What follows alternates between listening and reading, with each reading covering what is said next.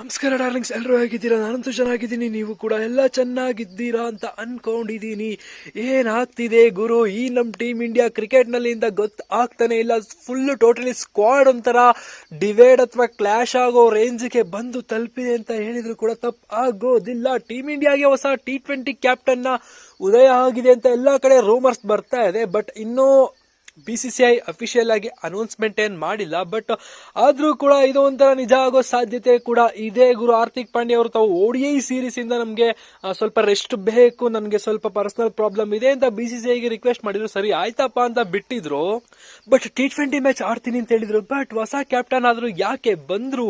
ಹಾರ್ದಿಕ್ ಪಾಂಡ್ಯ ಅವರು ಆಡ್ತಾರೋ ಇಲ್ವಾ ಎಲ್ಲೋ complete days ನಾನು ನಿಮ್ಗೆ ಕೊಡ್ತೀನಿ. ಅದಕ್ಕೂ ಮುಂಚೆ ನಮ್ಮ ಚಾನಲ್ಗೆ ನೀವಿನ್ನು ಸಬ್ಸ್ಕ್ರೈಬ್ ಆಗಿಲ್ಲ ಅಂದ್ರೆ ಬೇಗ ಸಬ್ಸ್ಕ್ರೈಬ್ ಆಗಿಬಿಡಿ. ಪಕ್ಕದಲ್ಲೇ ಇರುವಂತ ಬೆಲ್ ಐಕನ್ ಒತ್ಬಿಟ್ಟು ಹಾಲ್ ಅಂತ ಸೆಲೆಕ್ಷನ್ ಮಾಡ್ಬಿಟ್ಟು ಈ ವಿಡಿಯೋಗೆ ಒಂದು ಲೈಕ್ಸ್ ಮಾಡ್ಬಿಡಿ ಗುರು. ಸೊ ಮಾಡಿದ್ರ ಬನ್ನಿ ಇವಾಗ ಡೈರೆಕ್ಟ್ ವಿಚಾರಕ್ಕೆ ಹೊರಟೋಗ್ಬಿಡೋಣ. ರೋಹಿತ್ ಶರ್ಮಾ, ವಿರಾಟ್ ಕೊಹ್ಲಿ, ರವೀಂದ್ರ ಜಡೇಜಾ ಇಂಥ ಬಿಗ್ ಪ್ಲೇಯರ್ಗಳೆಲ್ಲರೂ ಕೂಡ T20ಗೆ ರಿಟೈರ್ಮೆಂಟ್ ಕೊಟ್ಟ ಆದ್ಮೇಲೆ, ಅದರಲ್ಲೂ ಟೀಮ್ ಇಂಡಿಯಾದ ಕ್ಯಾಪ್ಟನ್ ಆಗಿದಂತ ರೋಹಿತ್ ಶರ್ಮಾ ಅವರು ರಿಟೈರ್ಮೆಂಟ್ ಕೊಟ್ಟಾದ್ಮೇಲೆ ಹೊಸ ಕ್ಯಾಪ್ಟನ್ ಬೇಕಾಗಿತ್ತು T20 ಸ್ಕ್ವಾಡ್ಗೆ. ಸೊ ಅದೇ ಕಾರಣಕ್ಕೋಸ್ಕರ ಹಾರ್ದಿಕ್ ಪಾಂಡ್ಯ ಅವರು ಕ್ಯಾಪ್ಟನ್ ಶ್ರೀಲಂಕಾ ಸೀರೀಸ್ಗೆ ಅಂತ ಆಲ್ರೆಡಿ ಅನೌನ್ಸ್ಮೆಂಟ್ ಕೂಡ ಆಗಿತ್ತು. ಟೀಮ್ ಸ್ಕ್ವಾಡ್ ಕೂಡ ಹೇಳಿದ್ರು.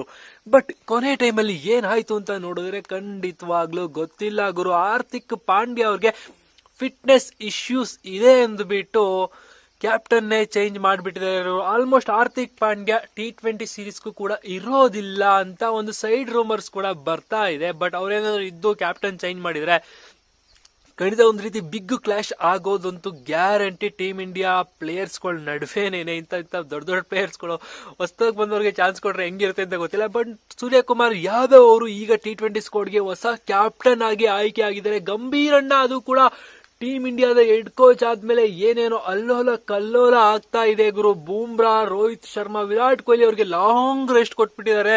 ಒಂಥರ ನೀವು ಆಡ್ಲೇ ಬೇಡ್ರಪ್ಪ ಅನ್ನೋ ರೇಂಜ್ಗೆ ಆಗ್ತಾ ಇದೆ.